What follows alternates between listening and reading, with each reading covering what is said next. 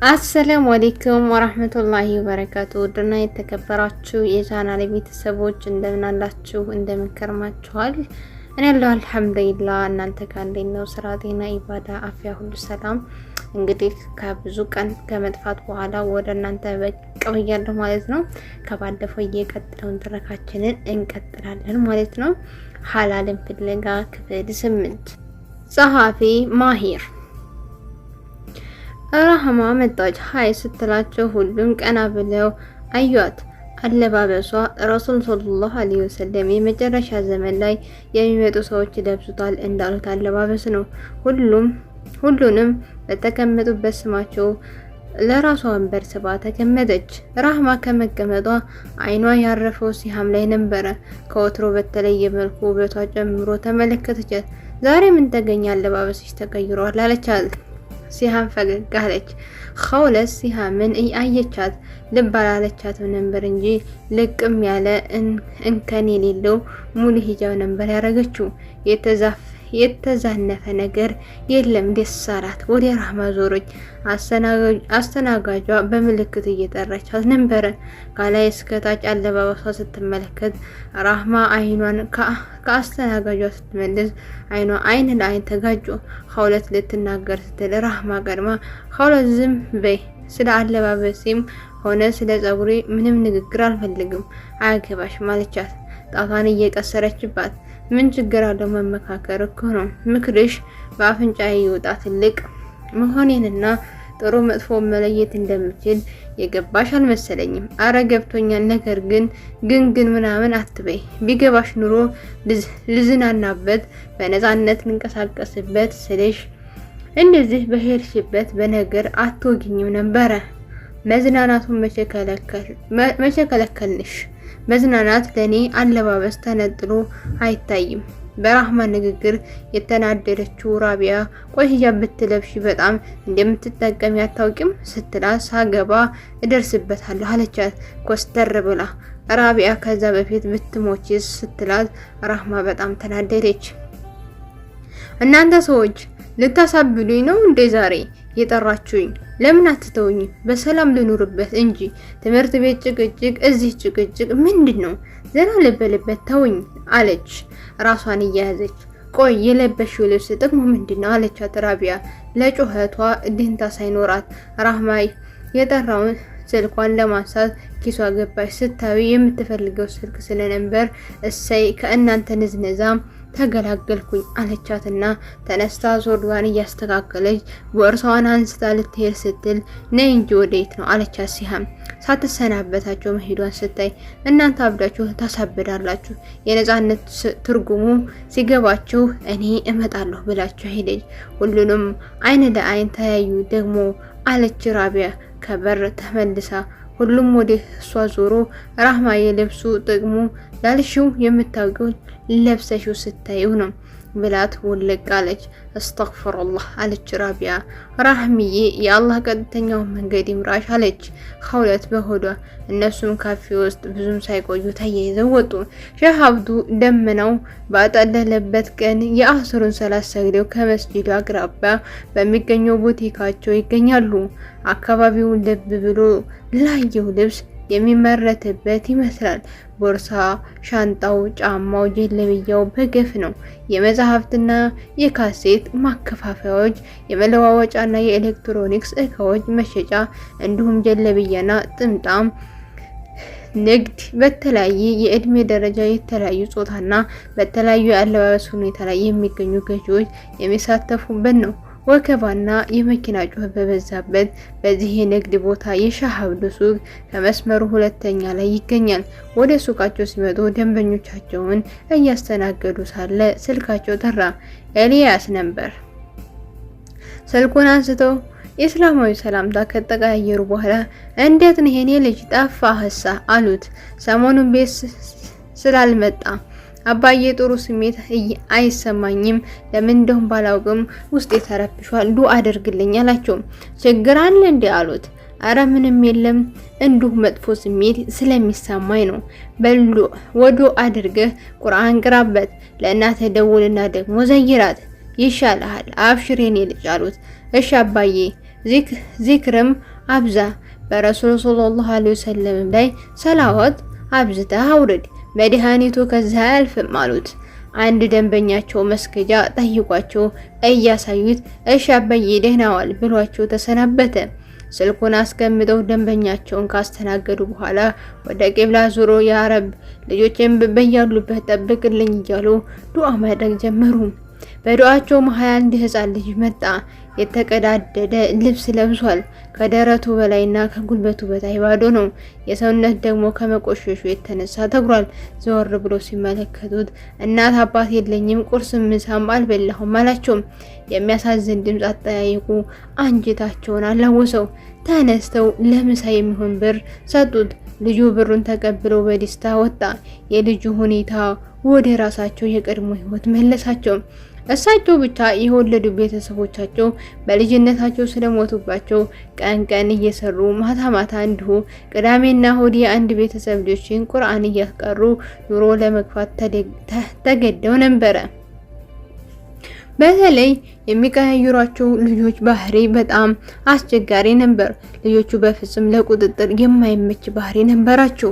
ሼህ አብዱ በመጨረሻ ቁርአንን ማቅራት በተጨማሪ ምክሮችን፣ ጨዋታዎችን፣ ቀልዶችን እንዲሁም በነብዩ ሰለላሁ ዐለይሂ ወሰለም ዘመን የነበሩ የጎበዝ ህፃናት ታሪኮች እየነገሯቸው ቅርርባቸውን አበዙት።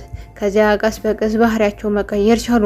ውጭ የሚያመሹ ልጆች ቤት በጊዜ መግባት፣ ፊልም ከማብዛት፣ የዳዕዋ ካሴቶችን መስማት፣ ቤተሰብ ከመሳሌው ለቤታቸው ወደ ማሰብ፣ ውጭ ከማዘውተር ቀስ በቀስ ቤት መዋልና ቤተሰቦቻቸውን መታዘዝ ጀመሩ። የልጆቻቸው አስደናቂ የባህሪ ለውጥን የተመለከቱ እናትና አባት ከደሴ ከተማ ተቀይረው ወደ አዲስ አበባ ሲሄዱ ሼህ አብዱ 10ኛ ክፍል ጨርሰው ነበር። ከብዙ ልመና ደጅ መጥናት በኋላ ሼህ አብዱንም ይዘዋቸው አዲስ አበባ መጥተው የሚፈልጉትን የትምህርት አይነት እየከፈሉ ያስተምሯቸው ጀመር። ከአመታት በኋላ ቤተሰቡ ሙሉ ወደ አሜሪካ የሚወስዳቸው ቪዛ አገኙ። ለእሳቸው ከፍተኛ ፍቅር የነበረው የቤቱ ባለቤት ወደ ኢትዮጵያ ደግሞ የማይመለስ ቤቱን በስማቸው ሊያዘዋውሩላቸው እንደሚፈልግ ሱቁን እሳቸው እንዲሰሩበት ሊተውላቸው እንዳሰቡና ሊድሯቸው እንደሚፈልጉ፣ ለዚህ ሁሉ ግን የእሳቸው ፍቃድ ማግኘት እንዳለበት ገለጸላቸው። በማግባት ውስጥ ውሳኔያቸው እንደሳወቁ ነግሯቸው ሄደ። የጭንቀት ሌሊት ነበር ያሳለፉት። በጠዋት የቤታቸው የመጀመሪያ ልጅ የእሳቸው ሰርቪስ ቆርቁሮ ወጥቶ አባት ያሰበልህን ነግሮና አንድ ነገር ልንገርህ ነው የመጣሁት አላቸው። እንባ እየተናነቀው እኛ ካንተ መነጠላችን ያመጣብን ሐዘን ሳያንሰን ይህንን ብለህ ተጨማሪ ሐዘን እንዳታመጣብን። እስከ ዛሬ አንተ የጠየከንን ሁሉ እሺ ብለናል። ዛሬ እኛ አንድ ጥያቄ ብናቀርብልህ እምቢ እንዳትለን እንቀየማለን ብሏቸው ተመለሰ። ከረፈደ በኋላ የመጣውን የቤቱን ባለቤት ጥያቄያቸውን መቀበላቸውን ገልጸው ነገር ግን ሚስት ላሉት ምን ድሯቸው እንዳሰቡ ጠየቁ። ሐሊመትን አሏቸው። በእሷ እንደሚስማሙ እርግጠኛ የሆኑ የቤቱ ባለቤት መልሳቸውን ሳይጠይቁ ነበር የሄዱት። ሚስት ከዱንያ ጸጋዎች ሁሉ በላጭ የነፍስ መርጊያ በፍቅር የተሞላ ቤት መመስረቻ ናት። በባልና ሚስት መካከል ጠንካራ ትስስር ገመድ አለው። ይህ ገመድ እንዲያስተሳስረን የምፈልገው ከሐሊመት ጋር ነው አሉ። ስለሷ ጋብቻ ሲጠየቁ ሁሉም ነገር በፍጥነት ተካሄደ። ቤቱ ንብረቱ በስማቸው ዞረ። የሐሊመት ቤተሰቦችም ስለትዳሩ ተጠይቀው ፈቃደኝነታቸውን በደስታ ሲገልጹ ሐሊመትም ከቤተሰቦቿ ትዕዛዝ እንደማትወጣ ተናገረች። እሳቸውም በሐሊመት ጋብቻ ሲበዛ ደስተኛ ነበሩ። መጠነኛ ዝግጅት ቤት ተዘጋጅቶ የእሳቸውን ቤተሰቦች ጓደኞቻቸውና ጎረቤቶቻቸው በተገኙበት ኒካቸውን በዚክር አጅበው አሰሩ። ከዚያ ቤት ይዘዋት መጡ።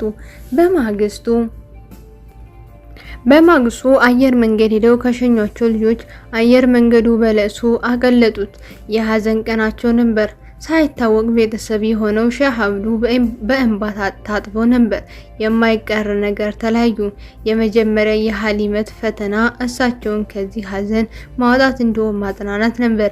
በሚገባ ተወጣች። ከባድ የሚባለውን ሀዘን በሀሊመት እርዳታ ተወጡት። ከሚያማምሩ ቦታዎች እየመረጠች ተወስዳቸው ነበር። ማህደራዎችን ታሰማቸዋለች። የፍቅር ጨዋታ ታበዛለች። ቀሎች ፈልጋ ታወራቸዋለች። ብቻቸውን አትተዋቸውም። በእሷ እርዳታ ሀዘኑን ለቀቃቸው።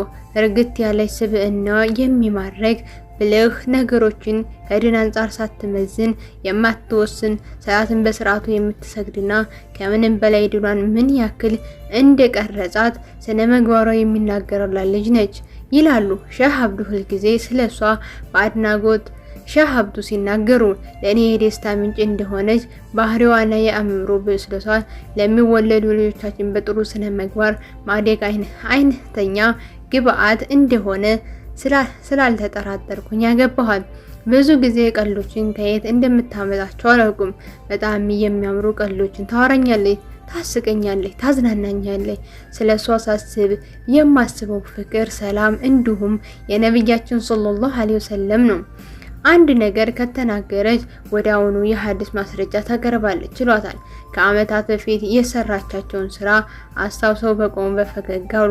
ከስራ አምሽቶ ሲመለሱ በሰፈራቸው የሚገኙ ኳስ ሜዳ አጠገብ እያለፉ ነበርና ና ብላ እጃቸውን ይዛ የጎሉ ፖል አጠገብ ጋር ሲደርሱ ተዘጋጅ አለቻቸው። ለምን ሲሏት ለመሮጥ አለች። አይሮጥም አሏት። ነብዩ ሰለላሁ ዐለይሂ ወሰለም ከሚስታቸው አይሻ ጋር ይሮጡ ነበር። አንተ ደግሞ የእሳቸውን ፈለግ ትከተላለህ አይደል ስትላቸው ምንም ሳያቅማሙ ተያያዙ። እስከ ኳስ ሜዳው ግማሽ ሲሮጡ ቀደመቻቸው። ተናደዱ። ይባስ ብሎ እንደገና እንሮስ ሲሏት ክብሬን ማስጠበቅ አለብኝ ብላ እምቢ አለችው። ካልሮጥን ብለው ቢለምኗት አሻፈረኝ አለች። ከዚያ ሀሳብ ሲፈልጉ አንድ ነገር መጣላቸው። አይሻ በእርግጥ ነብዩ ሰለላሁ ዐለይሂ ወሰለምን ቀድማቸው ነበር፣ ነገር ግን በሌላ ጊዜ ቀደሟት። አሁን ብድር መለስኩ ብለዋት፣ ስለዚህ አሁን ባትሮጭም ሌላ ጊዜ ቀድምሻለሁ ብሎ አበሽቋት። የሁለቱ ፍቅር የሰፈሩን ሰው ሁሉ ያስቀና ነበር። ሀሊመት ራሷን በሚገባ ትጠብቃለች። ራሷን ጥላ አግኝተዋት አያውቁም። ስራውዬ ወደ ቤት ሲሄድ ሁልጊዜ አምሮባት ተውባ ቆንጆ ሆና ትጠብቀኛለች። ዛሬ ሚስቴ ምን ትለብስ ይሆን እያልኩኝ በአጠገቤ ማን እንኳን እንዳለፈ ሳላውቅ ሽቶዋ መንገድ ላይ ሆኜ እየሸተተኝ መንገዱን እየዞረብኝ እመጣለሁ። እሷ ለኔ ያላት ፍቅር፣ እንክብካቤና ታዛዥነት ሳይ ለአላህ ያላትን ፍራቻ ስመለከት አንዳንድ ጊዜ ቀና ብዬ ላያት እንኳን እፈራለሁ ይላሉ። ኤልያስ፣ ኸውለትና ራቢያ ፍቅራቸው ምልክቶች ነበሩ። ሁሉም በተወለዱበት አጋጣሚ ደስታ በደስታ ነበሩ። ሁሉንም ልጆቹን በዲን ኮትኩቶ በተርቢያ ነበር ያሳደጓቸው። አሰላሙ አለይኩም የሚል የአንድ ደንበኛ ድምጽ ከሄዱበት ጥልቅ ሀሳብ መለሳቸው። ራህማ እና ሰዓዳ ወደ ሲሃም ቤት እየመጡ ነው። ሲሃም ቤት ውስጥ ብቻዋን ነች። እናቷ ለስራ ወደ ክፍለ ሀገር፣ አባቷ ደግሞ ወደ ውጭ ሀገር ሄደዋል። ታናናሾቿ ትምህርት ቤት ናቸው። አልጋዋ ላይ በጀርባዋ ተኝታ ስለ ሰሞኑ ለውጣ ታስባለች። ዲነኛ ለመምሰል እየጣረች ነው። አለባበሷን ማስተካከሏ፣ ሶላቷን በስርዓት መጀመሯ፣ ለቤተሰቦቿ ያላት ታዛዥነት መጨመሩ፣ ለወንድሞቿ ማታ የነብያት ታሪክ ስታነብላቸው ቀልቧ ረጋ ማለት የማስተንተን ሁኔታ ማሳየቱ ታሰባት። ይህ ለውጥ ያመጣሁት ለኸውለት ብዬ ነው? ወደ ኤልያስ ለመቅረብ ብዬ ነው ወይንስ ለአላህ ብዬ ነው? ሁላችንም የየራሳችን ድርሻ አላቸው። ትክክል አይደለሁም እንጂ ለኤልያስ ብዬ የማደርገው ሳይበዛ አይገርም። ስለሱ አሰበች። ከምታውቃቸው ወንዶች በብዙ መልኩ የላቀ ነው። አህላቁ አስገራሚ ነው። ስለሚሰራቸው የዲን ስራዎች፣ ለድኑ ስላለው ፍቅር ኸውለት አውርታ ስለማጠግብ ልቧ ውስጥ በግድ አስገብታዋለች። ወደ ቀኝ ጎኗ ዞረች። ግን እኔ ምን እንደዚህ አደረገኝ? ተሰምቶኝ የማወቅ አይነት ስሜት። ስለሱ ሳስብ የሚሰማኝ ለምንድን ነው? በቀንስ እሱን ሳላስብ የማልውለው ለምንድን ነው? ጤነኛ ስላልሆንኩ ነው? ወይንስ ከሁለት በየቀኑ ስለሱ ጥሩ ነገሮችን ማውራቷ እሱም እንዳለ ሆኖ መልካምነቱ ኩራቱ ለኔ ውበት ደንታ ያለመኖሩ ሳይሆን አይቀርም። በተለይ የካፌ ባለቤቷ ቁርአን ሐፊዝ ልጅ የምትገባው ለሱ ነው እያሉ በተደጋጋሚ ሲያወሩ አንጀቷ ማረሩ፣ ውስጧ መቃጠሉ ታሰባት። ያላት ውበትና ሀብት ተመራጭ እንደማያደርጋት ስታስብ አመማት። ስልኳን አነሳችና የኤልያስን ቁጥር አወጣች። ስልኩን ከኸውለት ስልክ ላይ የወሰደችው ቢሆንም ምን ብላ እንደምትደውል ግራ ገብቷታል። ምን ይባላል? ለምን? ከዚያስ ሴትነትስ የት ይግባ? ወደ ግራ ጎኗ ዞሮችና ግራ የገባው ነገር እንደ ሌሎቹ ሰፍ የሚል ወንድ ቢሆን ቀላል ነበር። ምን አባት ይላርክ? እነ ራህማ የውጩን በር ዘበኛውን ከፍቶላቸው በንግግር ቅላጼው እየሳቁ ወደ ውስጥ ገቡ። በቀጥታ ወደ ክፍሏ አምርተው በሩን ሳይቆረቆሩ ዘው ብለው ገብተው በአንድነት ሃይ ሲሁ አሏት። ሲሃም ክቡ ብላ ደነገጠች። ተነስታ አቅፋ ሰላም እስከምትላቸው ድረስ ድንጋጤው አለቀቃትም ነበር። ራህማ ሲሃምን ሰላም ካለቻት በኋላ ዘላ አልጋዋ ላይ በጀርባዋ ስትወድቅበት ወደ ሰማይ አንጥሮ መለሳት። ሰዓዳ የያዘችውን ፌስታል አስቀምጣ ነይ እስኪ ቁርአን ላቅራሽ፣ እኛ እኮ ቀርተን ነበር ወደ ኋላ ቀረን እንጂ አለች ወደ ትልቁ ቁርአን ዝቅ እያለች። ሰዓዳ እንዳትነኪው አለቻት። ሲሃም ለምን ወዱ የታለሽ? ኦ ይቅርታ ብላ ተነስታ ራህማ ቀበል ብላ አቦ አንቺ ደግሞ አታካብጂ፣ ስንት ሙስሊም ያልሆነ የነካ የልንዴ እንኳንኛ አለቻት። አቆጠፊ አንቺ የት ታየው? አላህ ይምራሽ። ውይ እኛ ዱአ አድራጊ እስኪ ተይኝ፣ እኛም አድርገን ነበር ከዳመናው አላለፈም አለንቺ። ዱአ የሚመስለባቸው መንገዶች የተለያዩ ናቸው። ዱአ ለማድረግ ደግሞ ከሐራም መራቅ። በቃ እሱን ሌላ ጊዜ ታስተምሪናለሽ አለቻት። ተመልሳ እንደገና በእጇ ሳትነካ ለመቅራት የምትሞክረው ሰዓዳን እየተመለከተቻት ሰዓዳ አለቻት። ራህማ ቀና ስትል ጠቀሰቻት። ሰዓዳ በደግ አለችና የጣለችውን ፌስታል አንስታ ይሄ ለጓደኛችን የተገዛ ልብስ ነው አለቻት። ምንድን ነው ብላ ከፌስታል ስታወጣው ከደረት እስከ ጉልበት የሚያለብስ ቀይ ጉርድ ቀሚስ ጎሽ ብለሽ ይሄን አመጣሽልኝ አለቻት። መልሳ እየወረወረችላት አንቺ እስቲ እንደወጣበት ስንት እንደወጣበት ታውቂያለሽ? ስንት የሚወጣበት ግን አልለብስም። ሲጀመር የተገዛው ለዛሬ አይደለም፣ ቅዳሜና እሁድ ደብረ ዘይት ስለምንሄድ ለዚያ እንድትለብሹ ነው አለቻት ሳዳ። ማን እኔ? አይ እኔ አለቻት ራህማ። ይቅርታ እንደዚህ አይነት ልብስ ለኛ የተከለከለ ስለሆነ ራህማ ቀበል አለችና ዝም በይ ባክሽ፣ እሱን ለኛ አትነግሪንም፣ አርፈሽ ተቀበይ፣ ጓደኞችሽ የሚሉሽን ስሚ፣ ነገ በዚሁ ስንመጣ ፒክ ስለምናደርግሽ ተዘጋጅ አለቻት ራህማ ያበላሸችውን ትራስ እያስተካከለች። እግሬን አላነሳም ባምቦ ሶዶሬ ምናምን ከዚህ በኋላ ላልሄድ ለራሴ ቃል ገብቻለሁ እኮ ምን ይሁን ብለሽ? ምክንያቱም እዚያ ሄደን የምንሰራው ሁሉ ወንጀል ነው። ተመልሼ ደግሞ መጥፎ ነገር ላይ መዘፈቅ አልፈልግም። በዚያ ላይ በዚህ ልብስ አላደርገውም። ምን አዲስ ነገር ተገኝቶ ነው? እስከ ዛሬ የምትሄጅበት አይደል እንዴ? አሃ ያንቺ ወረኛ ነቻ ሐዲስ ብላ እንደዚህ በወሬ ጢም አድርጋ ይሞላችሽ። ስርዓት አንቺ አትስቴቢያት አለቻት በቁጣ። ለረጅም ጊዜ ሲጨቃጭቁ ቆይቶ በመጨረሻ ሳዲያ መሃል ገብታ ሲያምም አንቺ መሄድሽ ግድ ነው፣ ምክንያቱም አንደኛ እኛ ካላንቺ ደብረናል። መንገድ አይመስልም፣ መዝናናት ምናምን አይታስብም። አብሮ የሚኖረው ተማሪ ሁሉ የውበት ምሳሌያቸው ከሌለይ ተጨፍግጎ ነው የሚውለው። ከፈለሽ ይሄን አትለብሽን፣ ከፈለሽ ከወንድ ጋር አትቀላቀይም፣ ከፈለሽ ሌላ አድርጊ፣ ብቻ ግን በሆነ መንገድ መሄድ አለብሽ አለቻት። አይ አልሄድም ሰዓዳ አለቻት። አታስቸግሩኝ፣ እንደውም እናንተም አትሄዱም ወንጀል ላይ ትወርቃላችሁ አለቻት። ራህማ ቶሎ ብላ ተነሳችና ቅዳሜ ከኛ ጋር ካልሄድሽ አታውቂኝም፣ አላቅሽም፣ የስተዛሬው ጓደኝነታችንንም እርሺው፣ ራህማ የምትባል ልጅ አታውቂም ብላት ከክፍሏ ወጣች።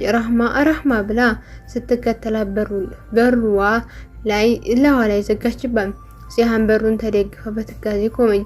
ሲያምዬ ምን መሰለሽ አለቻት ሳዲያ ትንሽ ከተረጋጉ በኋላ። ደብረ ዘይት ካየሻት ብዙ ጊዜ ሆነሻል፣ 2 ወር ምናምን ሊሞላሽ ነው። ራስሽ ዘና ማድረግ አለብሽ። ቤተሰቦችሽም የሉ፣ ባንቺ ፍላጎት ጣልቃ የሚገባ የለም።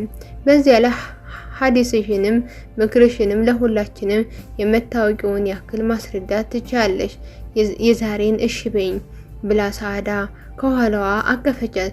ሳዳ አይሆንም፣ እስኪ እሺ በይ ሳዳ እሺ በይ። ሲያም አቅማማች። ስንት ትዝታለን ሲሁ ትኩስ ወተት ቀዝቃዛ ነው ብለን አጠጥተንሽ በአንድ ጊዜ እጠጣለሁ ብለሽ አፍሽን የለጠሽው ባህሩ አጠገብ ቁሜ ሳላስበው ገፍተሽኝ ውሃ ውስጥ ያስገባሽኝ። ማታ ወክ ስናደርግ አንቺን አይቶ የልጆች እናት እያለ ሲያለቅስ የነበረው ሰካራም ሲያም ፈገግ አለች። እኔና አንቺ የነበርንበትን 9 ቁጥር ራህማ ገልብጣ 6 ቁጥር አድርገው ሂዳ በተኛንበት 2 ሰካራሞች ገብተው የጮህነው ጩኸት ይህ ሁሉ ትዝ አይልሽም? ሲያም እየሽ በይና ትዝታዎቻችንን እናድስ። ዝም አለቻት። ትዝታዎቹ ሲያም ፈገግታ አጫሩባት፣ ልቧን ሸረሸሩባት። ሳዲያ ስትኮራኩራት እስኪ እሺ በቃ ይሄን ልብስ ግን በፍጹም አለብስም አለቻት። ግድ የለም ደስ እንዳለሽ ብላ እቅፍ አድርጋ ስማት ወጣች። ሳዲያ ከቤት ስትወጣ ውጭ ራህማ ስትጠብቃት አገኘቻት። ይህን ነገር በደስታ አስረዳቻት። ወይ ጉድ እስኪ እናያለን ምንም አለማድረጓ አለች ራህማ። ከሳዲያ ጋር መንገድ እየጀመሩ ለማየት ያብቃሽ፣ ሁሉንም የኛ ስራ ትሰራለች፣ አብረን እንዋኛለን፣ አብረን እንጨፍራለን፣ አብረን እንጠጣለን፣ የሚቀረን ነገር የለም ብቻ አብራን ትሄድ እንጂ የማደርገውን እኔ ያውቃለሁ። አሁን የሷ ደርሶ ኢማነኛ ልሆን ማለት እኛ አንድ ሰሞን እንዲህ አድርጎን ነበር አለች። አንዋር ኤልያስና አብርሃም በረፍት ሰዓት የግቢው አዳራሽ ፊት ለፊት በምትገኘው በአበባ የተከበበች ቦታ ላይ ተቀምጦ ኤልያስ በሀሳብ ተጠምዷል። ሲያም ሁል ጊዜ በአይነ ህሊናው እየመጣች እያስቸገረችው ነው። ኸውለትን አይጠይቅ፣ ስልክ አይደውል ነገር ሆኖበት በጣም ተቸግሯል። ዚክር ያበዛ የነበረው አሁን የሚዘክረው እሷን ሆነ። ሳቁን ሲያስብ ፈገግ ይላል። ጨዋታዋን ሲያስብ ሳቅ ይደደዋል። እሷ ለሱ ተመሳሳይ ስሜት እንዳላት ተረድቷል። ሁኔታው ወደሱ ለመቅረብ እንደፈለገ ስለሚያሳብቅ ባልተለመደ ባህሪው ኸውለትን ሳያስፈቅድ የሲያምን ስልኳ ላይ ወስዶ እንዴት ያውራት? ምን ብሎ ሳይፈልግ የመጣው የአይን ፍቅርና የአላህ ድንበር ተጋጨ። የነፍስ ፍላጎት የነፍስ የፈጠራት ፍላጎት ለየቅል ሆነ። ዳኛቸው በእርግጥ ኢማን ነው። ኢማን ያለፈ ፈጣሪውን የሌለው ፍጥሩን ይከተላል። መጽሐፍ ተነቦ አይሰራ፣ ተኮርጆ አይታለፍ። ነገር አብርሃምና አንዋር ሲስቁ ከሀሳቡ መለሱት። እሱ ፈገጋልና ወሬያቸውን ጆሮውን ሰጠ። በወሬ ስለ ድግምትና ጥንቆላ አንስቶ አብርሃም ጓደኞቹ ላይ ስለተሰራባቸው ሽወዳ በግርምት ለአንዋር እየነገረው ነበር። የሰው ልጅ ነፍስ ላይ የሚጫወቱ መንገድ በጣም ነበር ያሳዘነው። አንዋር አብርሃም ሲጨርስ ጥንቆልና ማስመሰል ነው፣ በራሱ መሆን አይደለም፣ በሸይጣን እርዳታ በሌሎች ሰዎች አይን ሌላ ነገር አስመስሎ ቀርጾ በሌናቸው ማሳየት ነው። በነገራችን ላይ አብርሽ የኛ ሃይማኖት ኢስላም ከባባድ ብሎ ካስቀመጣቸው ወንጀሎች አንዱ ነው አለው አንዋር። እኛስ ሃይማኖት መቼ አቀለለው ብለህ ነው አለ አብርሃም። ግን ቀጠለ። ግን አንድ ሰውዬ የሌለውን ሰው ታሪክ እንዴት ሊያውቅ ይችላል? በራሳቸው በፍጹም ሊያውቁት አይችሉም። ወደ ሰይጣን አናዛዥነት ወይም ደግሞ ሌላ ሰው ጠይቀን ነው። ይሄን ያልኩት ለምን መሰላችሁ? ፈጣሪ ማረኝ፣ አንድ ቀን እኔም እሱ ጋር የ12ኛ ክፍል ማትሪክ አልፋለሁ አላልፍም ብዬ የማረጋገጥ ሂጄ ነበር። ኤልያስ አንዋርም በድንጋጤ ተመለከቱት። እነሱ ከመጋረጃ ጀርባ ሆነው አስፈጻሚ ካልተንበረከከ አናቀካቸውም ይመስላቸዋል ብሎኝ ተንበርክኬ ሰፈሬን፣ ትምህርት ቤቴን፣ ጓደኞቹ ሁሉ ጠየቁኝ። ያንተን ቀላል ነው ዛሬ ማታ አይቼ ነገ ፈትቼ ከነገ ወዳ እነግርሃለሁ ብሎኝ ተመለስኩኝ። በቀጠሯችን ቀን ስመለስ ቁርስ እንቁላል አትወድም አሉኝ። አዎ አልኳቸው። የሴት ጓደኛ አለችህ ብለው ስሟን ነገሩኝ። ትክክል ነው። አሁንም በጣም እየገረመኝ ነው። ይሄን ከየታወቁት ማን ነገራቸው? በቃ ያውቁኛል ማለት ነው አልኩኝ። ደግሞስ በምን ያውቁኛል? ስንት አቋርጬ መጥቼ በአንድ በኩል ማድረግ ማለፍ አለማለፌን ለማጓጉቼ ስለነበር እነዚህ ሁሉ ነገሮች እኔ ሳያውቁ ካወቁ ማድረግ ማለፌን አለማለፌን ለማወቅ እንደማይከብዳቸው ገመትኩኝ። ከዚያ በመጨረሻም አምጣ ቢሉኝ ጥሩ ነው። ምን አምጣ ቢሉኝ ጥሩ ነው? ወደነ ኤልያስ ዙሩ። ምን አምጣሉ አሉ አንዋር። ኢንሻአላህ ክፍል 9 ይቀጥላል። ውድና የተከበራችሁ የቻናሌ ቤተሰቦች ለዚህ ቻናል አዲስ ከሆናችሁ ላይክ፣ ሼር፣ ሰብስክራይብ እያደረጋችሁ ቤተሰብ እንድትሆኑ በታላቅ ትህትና ጠይቃለሁኝ። ወሰላሙ አለይኩም ወራህመቱላሂ ወበረካቱ።